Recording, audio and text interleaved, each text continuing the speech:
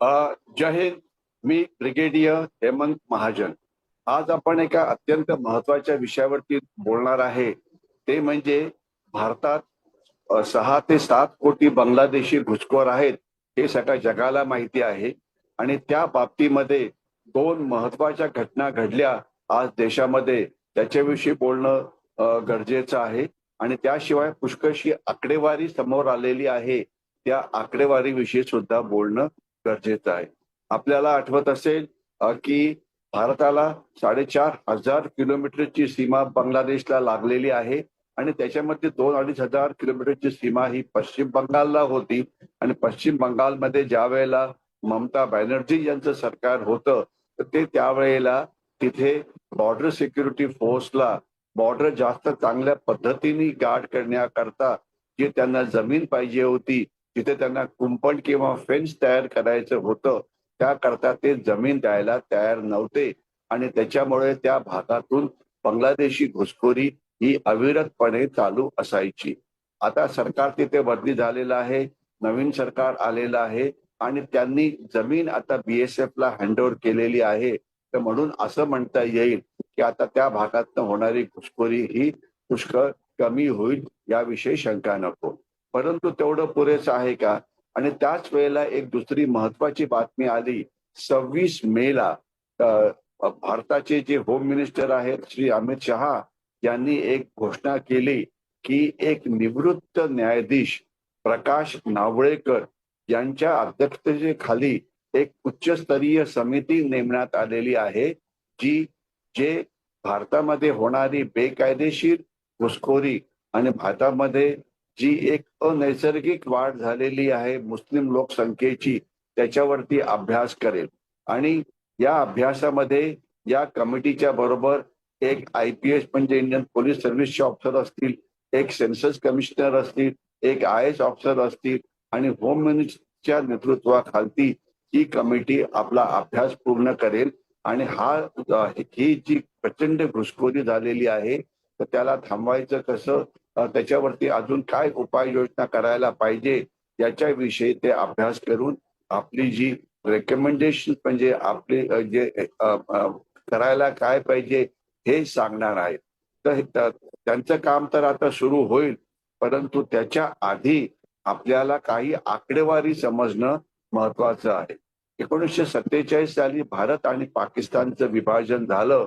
आणि 47-48च्या काळामध्ये भारतातले काही मुसलमान हे पाकिस्तानमध्ये गेले आणि पाकिस्तानमधले काही हिंदू हे भारतात आले.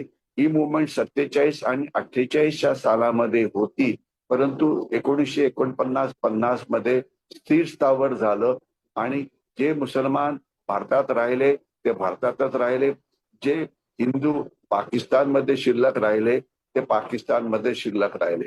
आणि 1951 साली सर्वात पहिली जी गणमोजना असते म्हणजे सेन्सस असतं, म्हणजे लोकसंख्या मोजणी असते, ती झाली. आणि त्याच्यामध्ये जी आकडेवारी बाहेर आली त्याच्याविषयी आपल्याला कळायला पाहिजे. त्या आकडेवारीप्रमाणे पाकिस्तानमध्ये म्हणजे सध्याचा जो पाकिस्तान आहे तिथे 9% हिंदू हे शिल्लक होते. आणि आज जर आपण बघितलं म्हणजे 2026 मध्ये, तर ही संख्या 1%हून कमी झालेली आहे. म्हणजे 8% तिथल्या हिंदूंची संख्या जी आहे ती घटलेली आहे. आणि आपण जर ईस्ट पाकिस्तानकडे बघितलं किंवा सध्याच्या बांगलादेशकडे, तर आपल्याला असं दिसतं की त्यावेळेला म्हणजे 1950 साली तिथे 26% ही हिंदूंची लोकसंख्या होती. आणि ती आता कमी होऊन 8%वरती झालेली आहे. म्हणजे जवळजवळ 16% ही लोकसंख्या कमी झालेली आहे.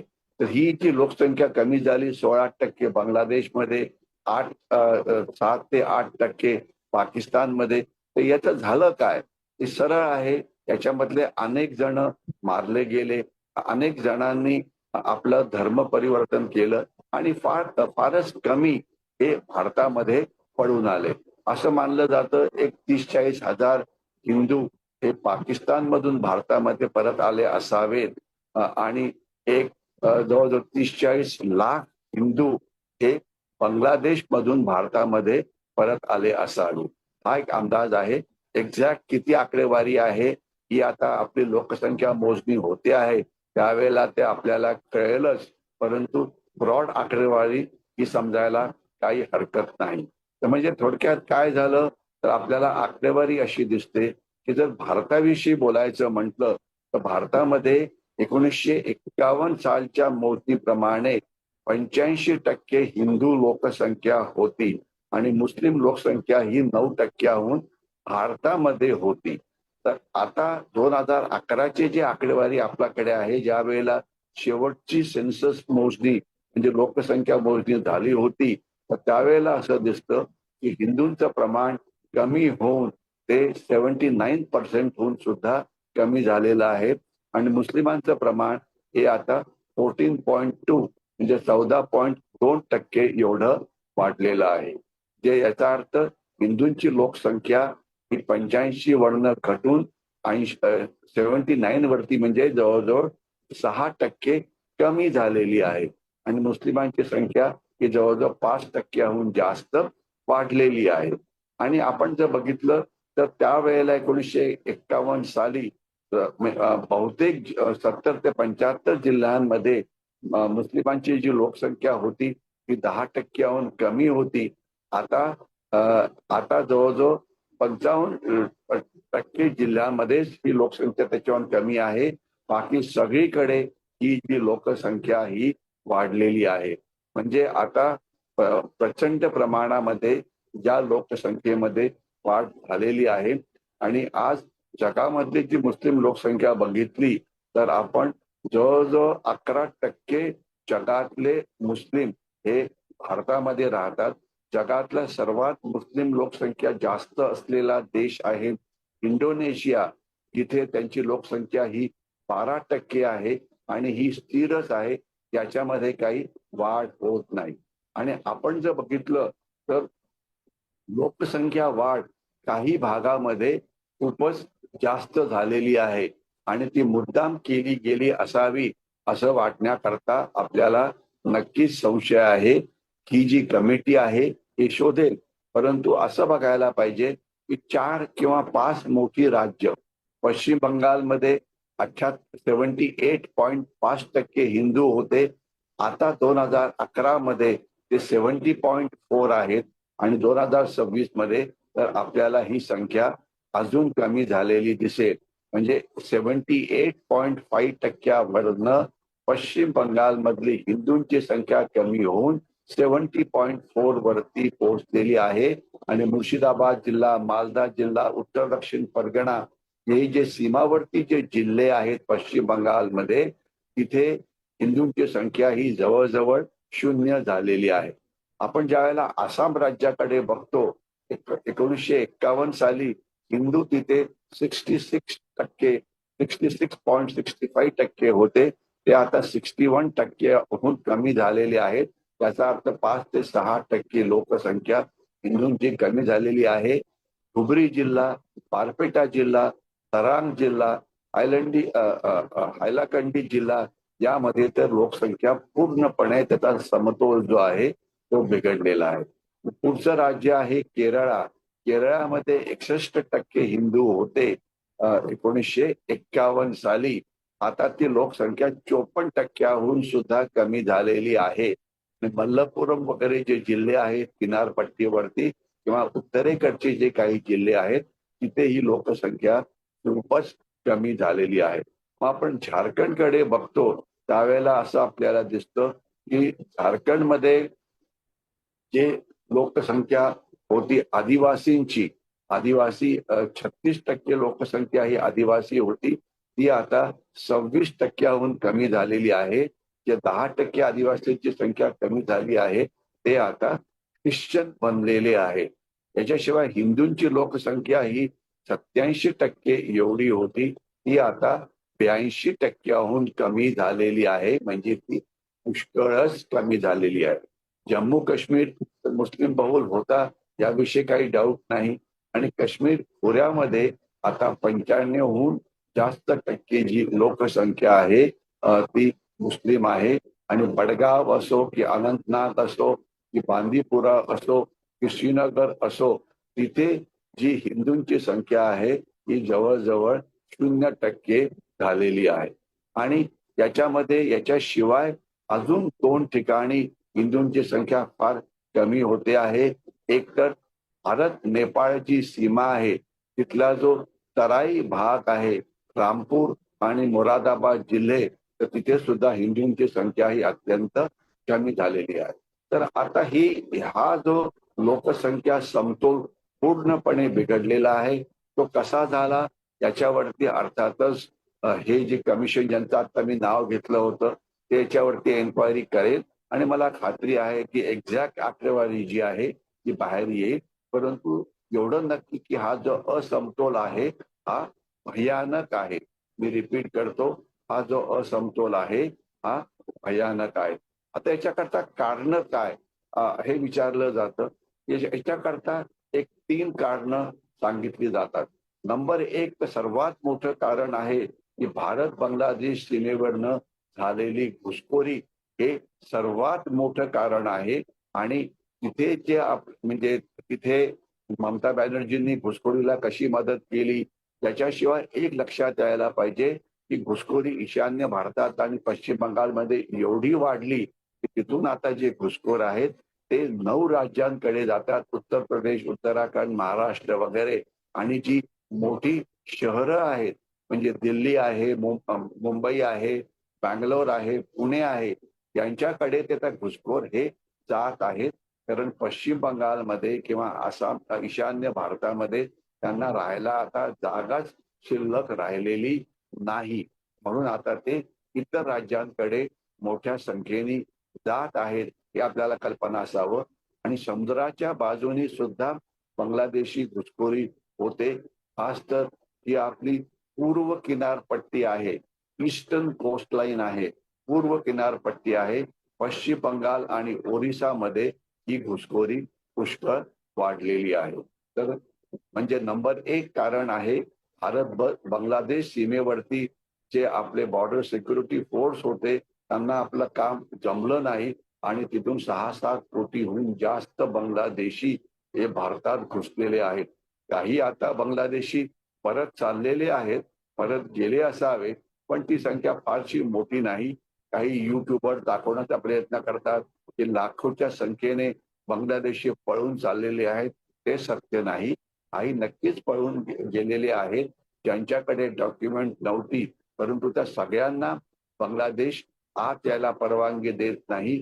बांगलादेश म्हणतो की तुम्हाला सिद्ध करावं लागेल की हे जे आता परत यायला मागतात हे बांगलादेशमध्ये होते. आणि हे सिद्ध करणं एवढं सोपं नाही, हे कुठल्याही सामान्य माणसाला कळू शकतं. दुसरं जे कारण आहे ते म्हणजे असं की ज्याला म्हणतात TFR रेट, तेव्हा एका जोडप्याला होणारी मुलं, आता हिंदूंचा जो TFR रेट आहे हा 1.94 आहे. आणि जर हिंदूंची लोकसंख्या सध्या जेवढी आहे तेवढीच ठेवायची असेल तर 2.1 हा रेट असायला पाहिजे. म्हणजे प्रत्येक जोडप्याला 2 मुलाहून दोनहून जास्त मुलं व्हावीत. परंतु आता जोडपी जी आहेत त्यांना मुलं नको असतात. मुलींमध्ये शिक्षणाचं प्रमाण वाढलेलं आहे आणि बहुतेक सुशिक्षित मुलींना मुलं नको असतात. आणि हे सुद्धा एक मोठं कारण आहे की हिंदूंची संख्या जी आहे ती कमी होत आहे. फार मोठं नाही पण मोठं नक्कीच आहे. आणि याच्याशिवाय तो मुस्लिमांचा जो TFR रेट आहे तो पण कमी झालेला आहे. पण तरी पण तो 2.36 म्हणजे हिंदूंच्या रेटपेक्षा जास्त आहे. तर त्याच्यामुळे येणाऱ्या काळात सुद्धा त्यांची संख्या वाढणार याच्याविषयी काही शंका नको. आणि जे बांगलादेशी भारताच्या आत आले होते त्यांना मुलं होतात त्याच्यामुळे संख्या वाढते. ही एक अजून एक म्हणजे मुख्य इश्यू आहे. त्याच्याशिवाय आदिवासी भागामध्ये मोठ्या प्रमाणामध्ये स्थानिक आदिवासींना विस्थापित केलेलं जातं. तर याच्यामुळे होतं काय, ही जी संख्या वाढते त्याच्यामुळे आपली जी संसाधनं असतात त्याच्यावरती ताण होतो. कायदेशीर स्थलांतरामुळे स्थानिक आरोग्य, शिक्षण, राशन याच्यावरती मोठा ताण होतो. मतदारसंघामध्ये लोकसंख्या म्हणजे वाढते, त्याच्यामुळे मतपेटीचं राजकारण सुरू होतं. आपल्याला कल्पना पाहिजे 86 लाखाहून जास्त मतदार हे पश्चिम बंगालमध्ये जिवंत नव्हते. म्हणजे ते केव्हाच वरती गेलेले होते देवाकडे, परंतु त्यांच्या ऐवजी खोटं मतदान केलं जायचं. त्यांच्या ऐवजी खोटे मतदार जे बांगलादेशमधून आणले जायचे ते मतदान करायचे. आता ते थांबेल अशी आशा करूया. मतमोजणी सुद्धा म्हणजे SIR किंवा इतर गोष्टी सुद्धा होत आहेत. तर आशा करूया की यामध्ये या सगळ्या गोष्टी बाहेर काढल्या जाईल. आता ही नावळेकर समिती जी निर्मित झालेली आहे होम मिनिस्ट्रीनी, तर ती आता नवीन डिजिटल जनगणना आता तातडीने पुरी करेल याची मला खात्री आहे. आणि ज्याच्यामुळे नेमकी आकडेवारी जी आहे ती समोर यायला पाहिजे. आणि जे बेकायदेशीर बांगलादेशी भारतात आहेत त्यांना पकडलं पाहिजे, त्यांना ओळखलं पाहिजे आणि त्यांना बांगलादेशमध्ये परत पाठवलं पाहिजे. बांगलादेशींना म्हणजे डिटेक्ट, डिपोर्ट आणि परत पाठवणं हे महत्वाचं काम आहे. आणि सीमा जी आपली भारत बांगलादेश सीमा आहे तिथे आता आपण तंत्रज्ञानाचा वापर करायला पाहिजे, पण स्मार्ट करायला पाहिजे, लेझर टेक्नॉलॉजी वाढवायला पाहिजे, ड्रोनच्या मदतीने पाळत ठेवायला पाहिजे. हे सगळं करायलाच पाहिजे. आणि याच्याशिवाय सगळ्या भारतामध्ये NRC म्हणजे नॅशनल रजिस्टर ऑफ सिटीझन करून सगळ्यांची ओळख चेक करायलाच पाहिजे. आणि वैध नागरिक कोण आणि बेकायदेशीर कोण याकरता डिजिटल पद्धतीने त्यांची पडताळणी ही व्हायलाच पाहिजे. आणि फॉरेनर्स ऍक्ट जो आहे त्याच्यावरती त्याचा अंमलबजावणी करायलाच पाहिजे. कारण आपल्या देशासमोर एक प्रचंड संकट उभं राहिलेलं आहे. ते म्हणजे पाकिस्तान आणि बांगलादेशनी भारतावरती लोकसंख्यात्मक आक्रमण केलेलं आहे. आणि यामुळे भारताची लोकसंख्याचा जो समतोल आहे हा पूर्णपणे बिघडलेला आहे. मला खात्री आहे येणाऱ्या काळामध्ये ही जी समिती आहे ती आपलं काम करेल आणि हे जे बेकायदेशीर लोक इकडे आहेत त्यांना पकडून त्यांना बांगलादेशमध्ये परत पाठवण्यामध्ये एक मोठी भूमिका बजावेल. मी इथेच थांबतो. जय हिंद.